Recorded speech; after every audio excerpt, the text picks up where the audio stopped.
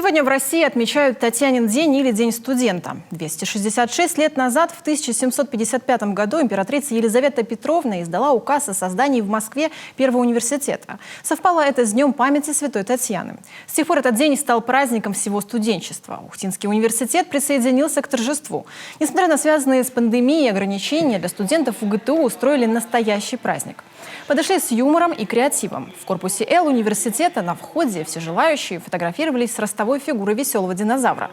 Для студентов подготовили конкурсы и небольшие презенты. Мы празднуем День студента. Мы поставили вот такую классную доску желаний, где каждый студент может написать свое пожелание, оно обязательно сбудется.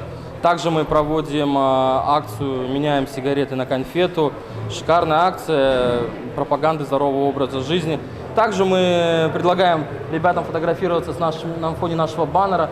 Мы раздаем самые лучшие подарки. Это еду быстрого приготовления, как всем известно, как бич-пакеты. Это чупа-чупсы, шоколадки.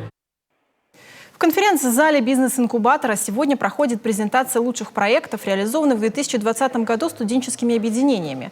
В этом день студенты уже по традиции обсуждают с ректором планы на нынешний год и принимают поздравления. Я желаю вам крепкого здоровья в наше непростое время. Берегите его, берегите себя, берегите своих близких. Желаю вам постигать те науки, которые вы изучаете в университете. Как говорят, грызть этот гранит науки, чтобы он поддавался.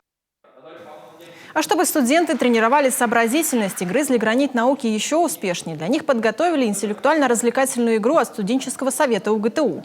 Но не забыли и о физической активности. Для учащихся всей структуры Ухтинского университета организовали бесплатное катание в Ледовом дворце имени Сергея Капустина.